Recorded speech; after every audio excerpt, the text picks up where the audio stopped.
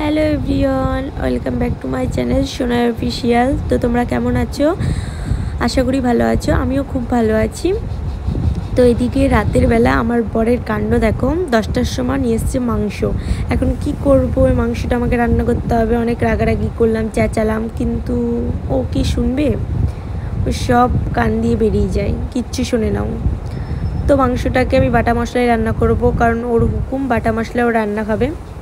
তো বাটা মশলা রান্না করার জন্য আমি প্রথমে মাংসটাকে ভালো করে বেছে ধুয়ে পরিষ্কার করে নিলাম। তারপরে এখানে আদা রসুন সব শিলে বেটে নেব।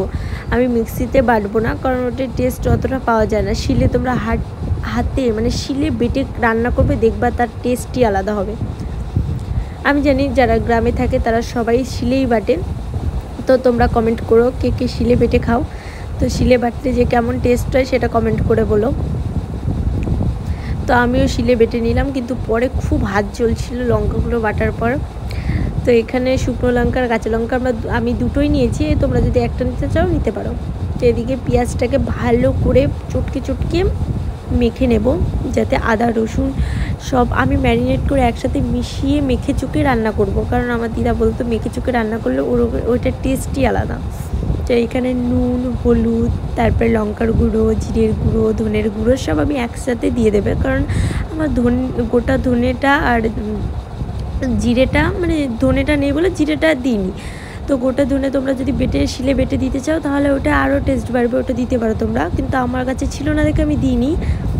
তো এত রাতে কে আবার আনতে যাবে, এর জন্য আর হাতের কোষ মেপে আমি তেল দিয়েছি। তোমরা তোমাদের পরিমাণ মতো তেল দেবে, কারণ দিদা বলতে যে হাতের কোষ মেপে তেল দিলে নাকি মানে তেলের পরিমাণটা আমি বুঝতে পারি। তো আধ ঘন্টা ম্যারিনেট করে আমি রেখে দিয়েছি। দইটা আমি দিইনি, তোমরা যদি দই দিতে চাও দিতে পারো। তো আমার কাছে দইটা ছিল না তাই আমি দিইনি। এদিকে আমি কড়াইতে আলু ভেজে নিচ্ছিলাম, লাল লাল করে ভেজে উঠিয়ে নিলাম আলুটাকে। তারপরে কড়াইতে তেল দিয়ে জিরে গরম মশলা তারপরে জিরে সব তেজপাতা সব দিয়ে, তো আমি জিরেটাকে 2বার বলেছি, সরি। তো এদিকে পেঁয়াজটাকে আমি ভালো করে লাল লাল করে ভেজে নেব, বেশি ভাজতে যাবে না বা পুড়ে যাবে। আমি হালকা লাল লাল করে ভেজে নিয়েছি, দেখো তোমরা এমনভাবে ভেজে নিও যাতে পুড়ে না যায়। এদিকে মাংস ম্যারিনেট করাটা আধ ঘন্টা রেখে দিয়েছিলাম, তো সেটা আবার দিয়ে দিলাম এখন মাংস পেঁয়াজের মধ্যে। তো দেখো এটা হালকা তোমরা স্লো গ্যাসে ভালো করে কষিয়ে কষিয়ে রান্না করবে, তাতে টেস্টটা বাড়বে। আমি কষিয়ে কষিয়ে স্লো গ্যাসে ঢাকা দিয়ে দিয়ে রান্না করছিলাম। তো আমার ভিডিও তোমাদের যদি ভালো লাগে তো লাইক কমেন্ট আর শেয়ার করে দেবে। আর আমার ইনস্টাগ্রামে তোমরা একটু ফলো করে দিও, আর ইউটিউবে সাবস্ক্রাইব করে দিও। তো ফেসবুকে ইনস্টাগ্রাম দুটোতে লিঙ্ক আছে ইউটিউবের, তো তোমরা প্লিজ একটু যেয়ে সাবস্ক্রাইব করে দিও আর আমার পাশে থেকেও আমাকে সাপোর্ট করো। তো এদিকে মাংসটা কষানো হয়ে গেছে, দেখো ভালো করে তেল ছেড়ে দিয়েছি। এদিকে আমার পর মাংস খাবে, মাংস কষা খাবে দেখে দেখো মাংস কষা ওকে উঠিয়ে দিচ্ছিলাম, 2 পিসই দিয়েছি, তো আমাকেও দিয়েছিল।